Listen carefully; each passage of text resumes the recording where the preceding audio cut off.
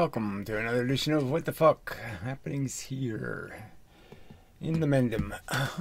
So, continuing where we left off last week, this debate, I think, about free will, or a debate about any kind of subject about life and how to live it, I suppose, is always good fodder for just pointing out how it doesn't really work that way. That, the conversation provides the opportunity to debunk these notions that, there's silver linings and that everything works out and that, human life on Earth is doing just fine and everything's just fine and there's nothing to worry about, nothing to fix. Obviously, that's kind of silly.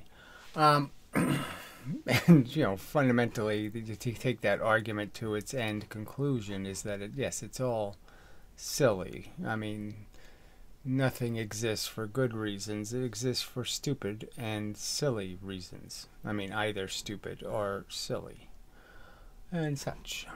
So this is Spolowski's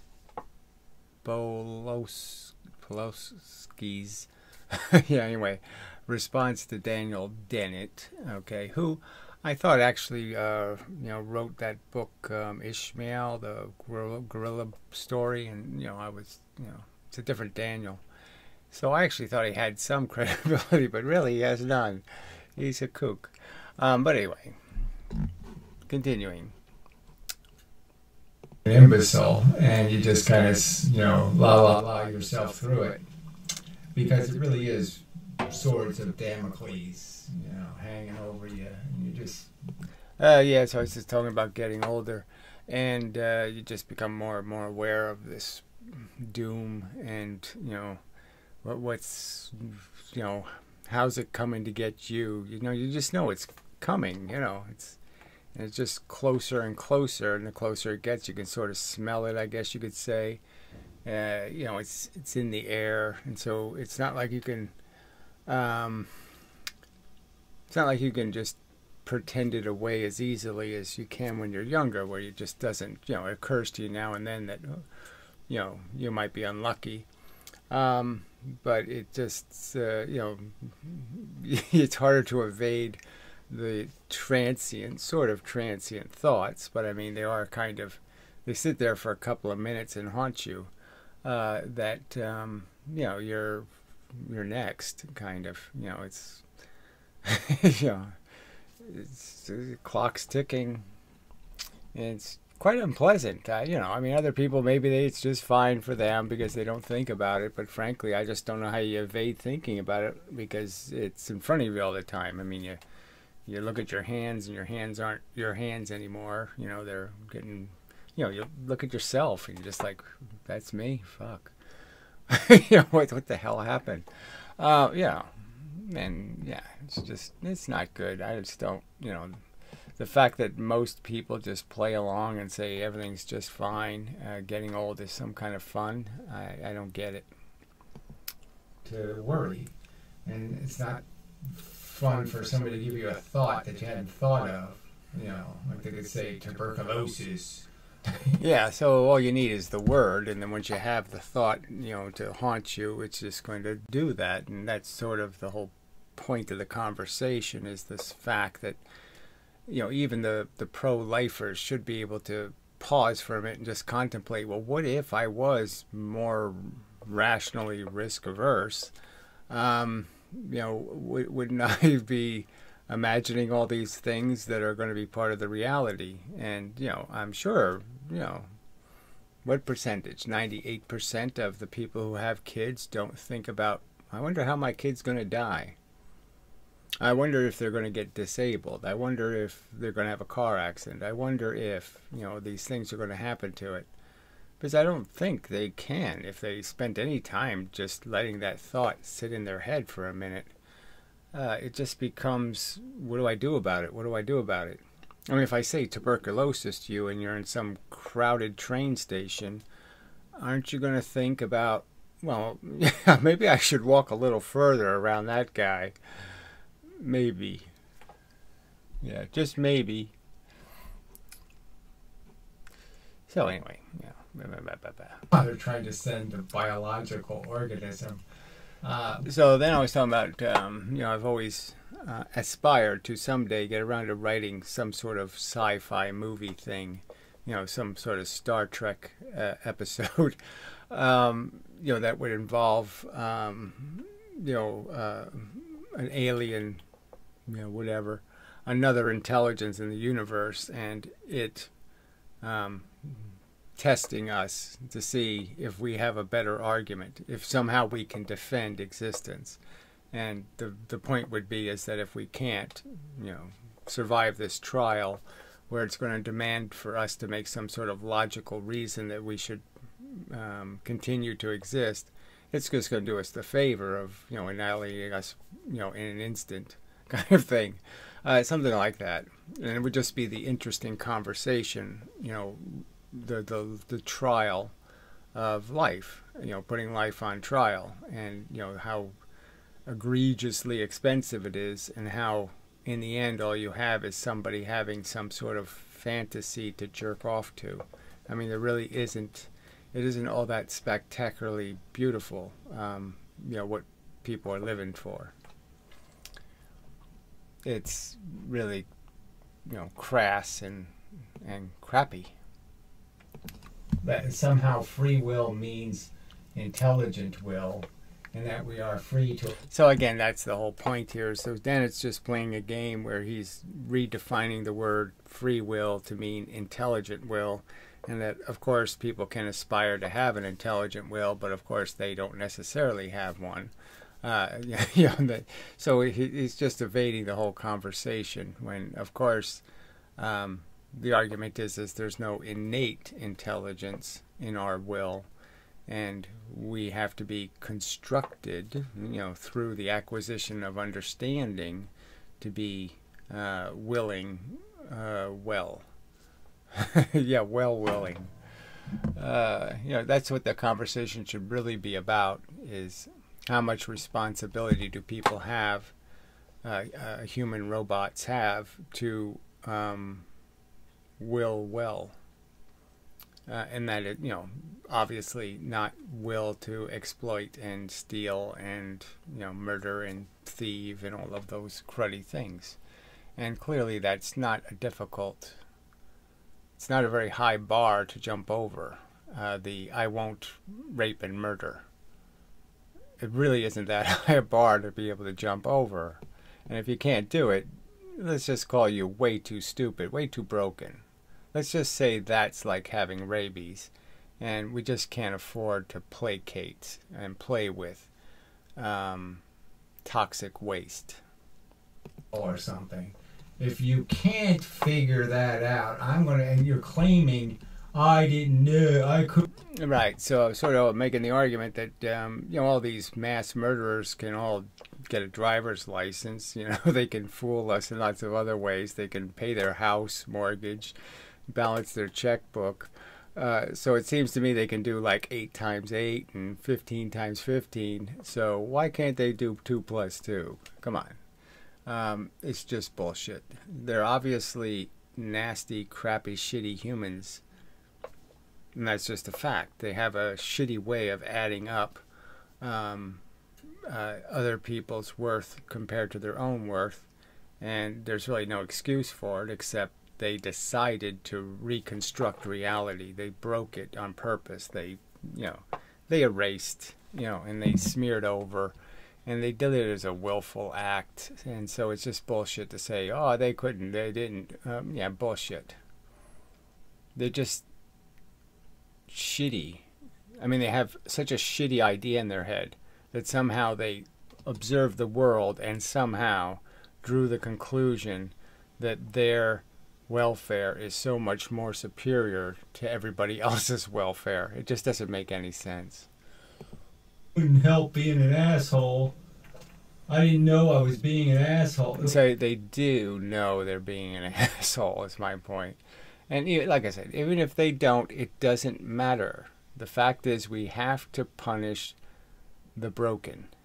Because if you punish the ones that work well, that would be really stupid.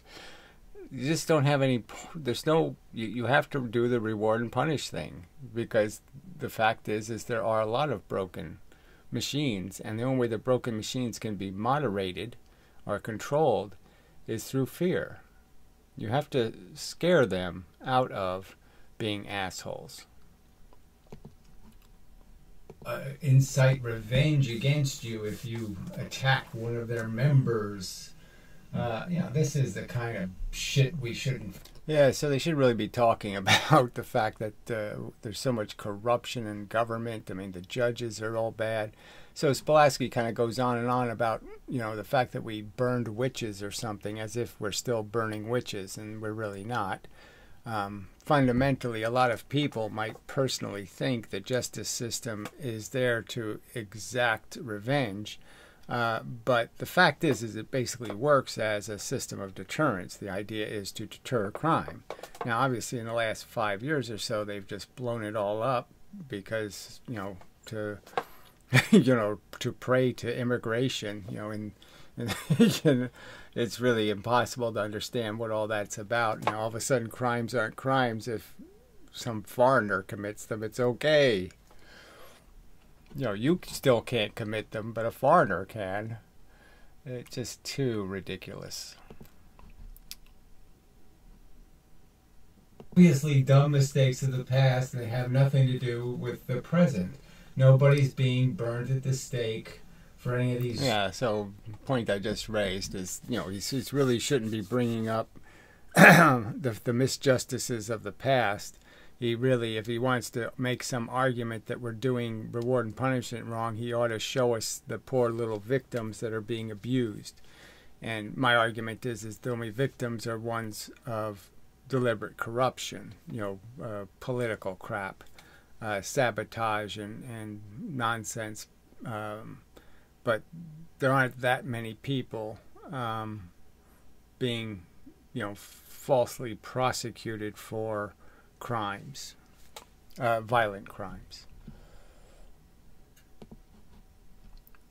At each one of these steps where we have subtracted out responsibility, where we have viewed the world as having less free will, it's become a much nicer place to live in. No, I don't understand, so I still don't understand that line. So his evidence of something about how accepting that we don't have free will has somehow makes the world a better place. I don't see any evidence that that's true. There's lots of nihilism created by atheism and the idea that we're not controlled beings in the sense of some higher intelligence controlling us.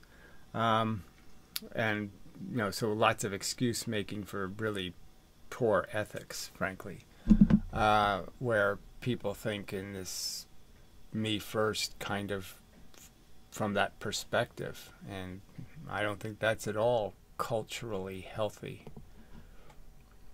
Within the violent crime, let's just say, and within these so again, I'm still making the argument that where's the evidence of all this miscarriage of punishment system? Where's all these poor persecuted victims? From my perspective, I'm seeing it exactly the opposite way, that people are having their kids raped and murdered, and the system ain't doing shit about it. That's what I see happening more often, is to find some excuse to let the guy cut his wife's head off. And so I read a lot of psychology books looking for an answer. And the word actualization, I remember reading that in the context of, yes, I've heard the word. So, yeah, I was just talking about how when, sometimes words, there's a point where you really grok the concept. And there was just a point where the word actualization, created a whole flood of thoughts about how I have this obligation in lots of different ways. I mean, there's one thing to actualize your desire to improve your golf game. And then there's this other actualization where you have to actualize your potential to do good in the world. And so the word became a lot more complicated than just saying he's an actualized human, that he's gone for it and succeeded. When, it's a lot more complicated.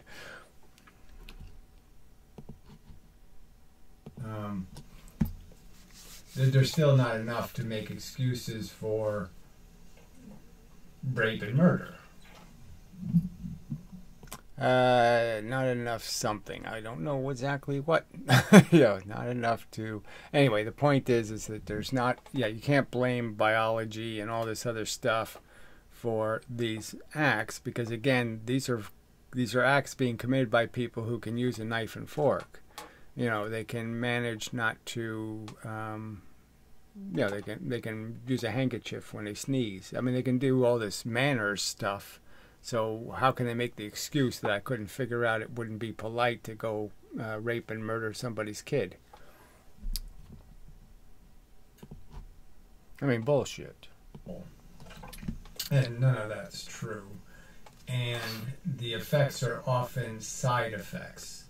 So it's like, something. So again, he was talking about the biology element. And again, I was just sort of saying that, yes, all these preconditioned circumstances of your genetic state do have an effect, but some of them are blessings.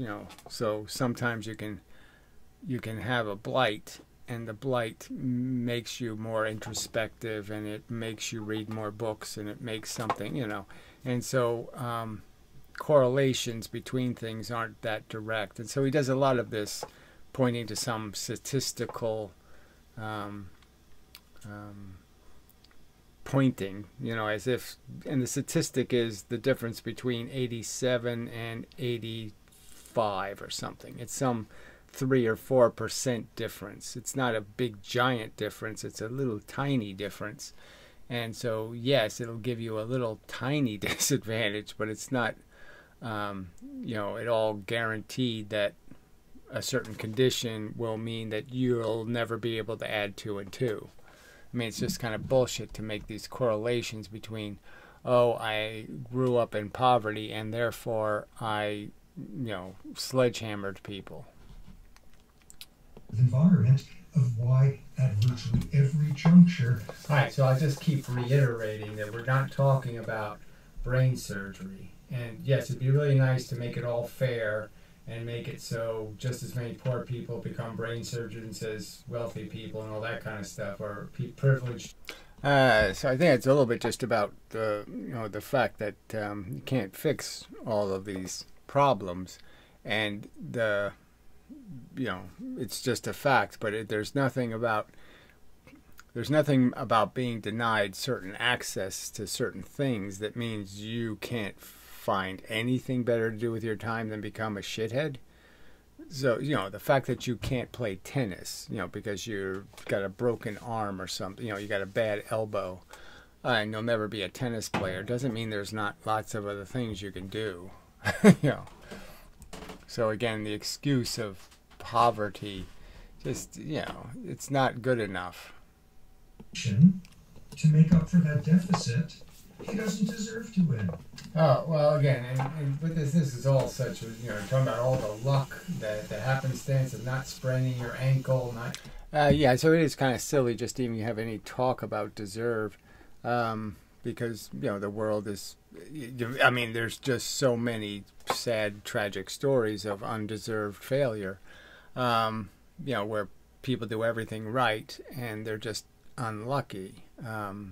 They twist their ankle on a banana peel, whatever.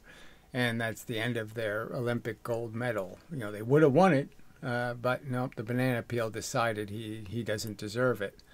And so, the world is just so, it's such a fact of our existence, this lack of deserve, that it really should bother people. And especially the pro-lifer should be saying, man, I have to be a real shithead to throw a kid into a don't deserve game, a game where they're not going to get what they earned. That there's nothing even close to a guarantee. Cheats. That we're cheaters by nature, and our intelligence gives us the capacity to recognize we're cheating. Right, so it's just about that. Again, I brought up Tyrannosauruses could learn how to drink tea with their pinkies out. Intelligence can overcome all of the liabilities of our nature. And you know, we have those simple internal conversations, and you know, you ask your intelligence a simple question, should I, and it'll give you an answer if you want to pay attention. And say something like, well, it's probably not worth it. Is there any risk involved? Well, don't do it then, because it's probably a trivial thing anyway. Yeah.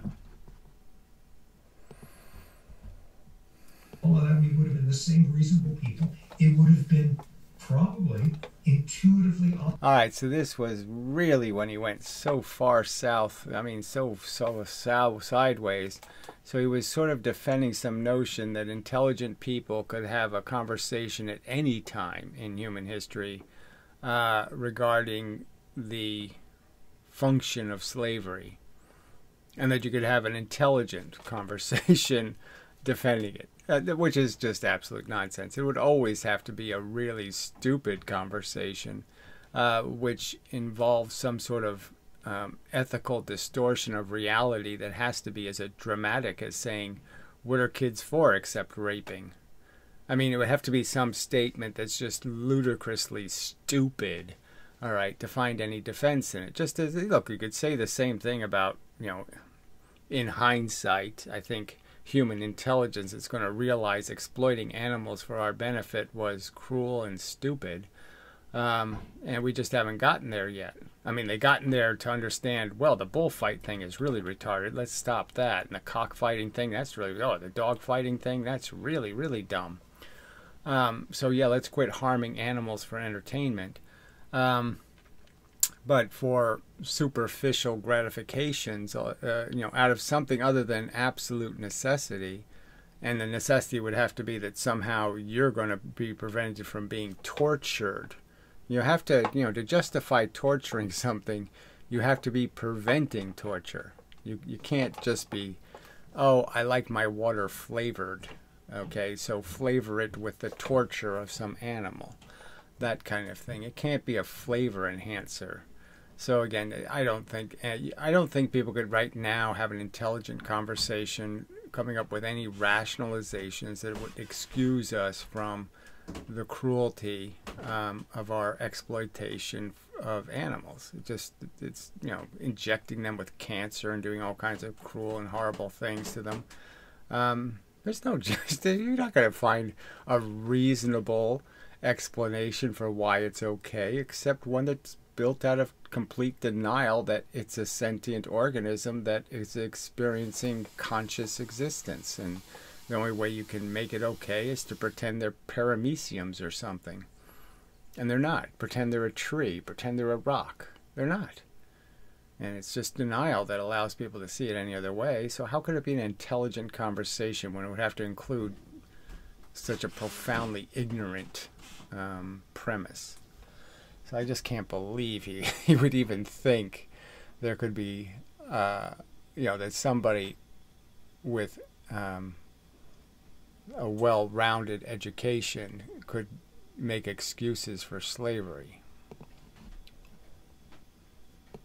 And we went over there and we found that, yeah, they're a little darker colored. So that was just talking about the irony of the, you know, the Native American European conflict, where you know, it's just a matter of perspective, right? I mean, the Europeans really didn't know that those, you know, 20,000 years ago, they had the same mother. Okay, these two families that got separated 20,000 years ago, they had the same mother. I mean, it is your brother in a way, okay, in a real way. And yeah, okay, they've had some time, they've changed a little bit, but they're not complete. They're not distinct enough for you to justify thinking they're, you know, raccoons. You know, it's just too stupid again.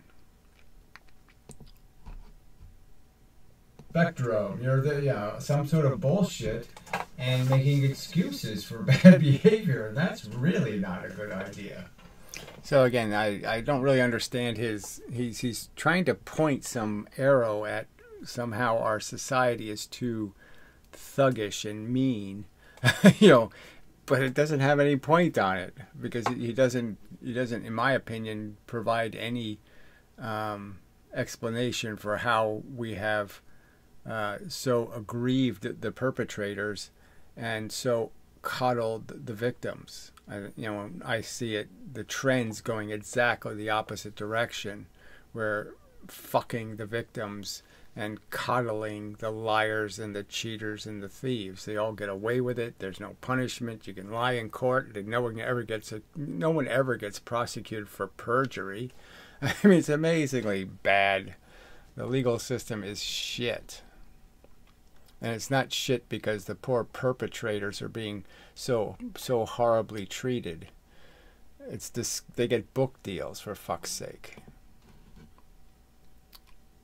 Alright, anyway, so till the next time and such and so forth and whatnot. Yes, that's a good ending. Yeah, I like that. Yeah, so,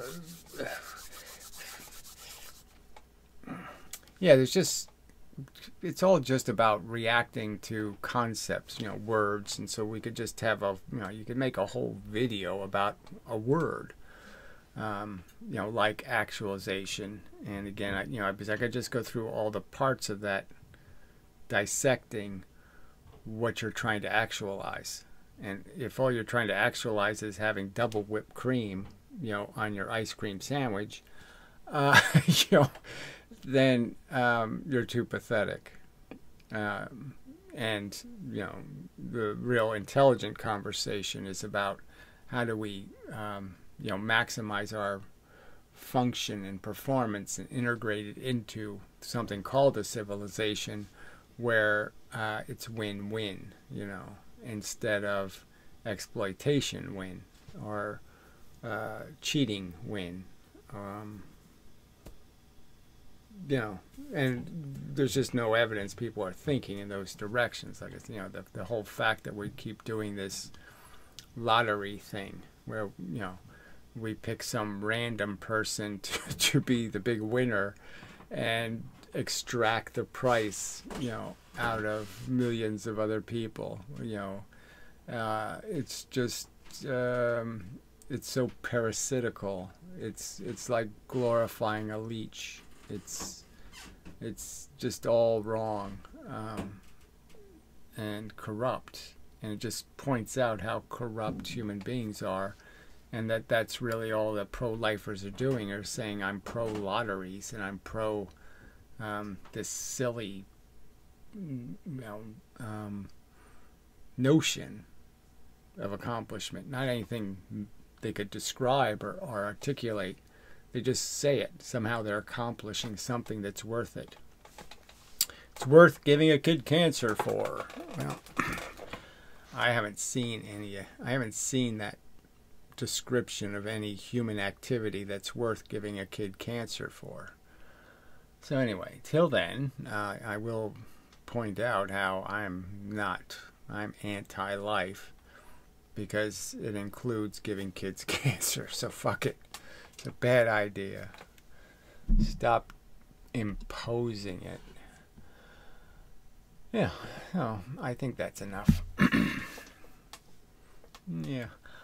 I'm just kind of just distracted today for some reason.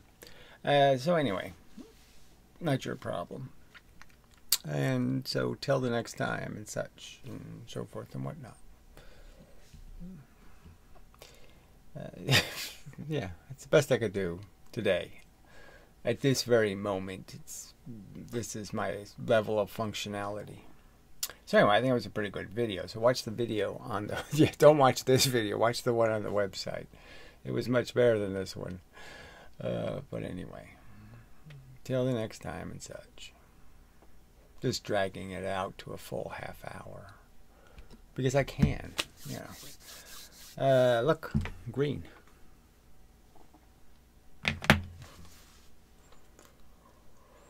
Uh, 30, yeah, 30 more seconds. I just don't have anything now.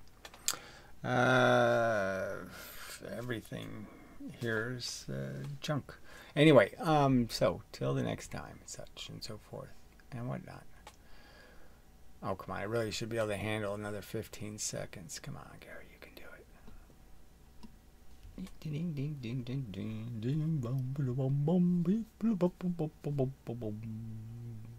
And such.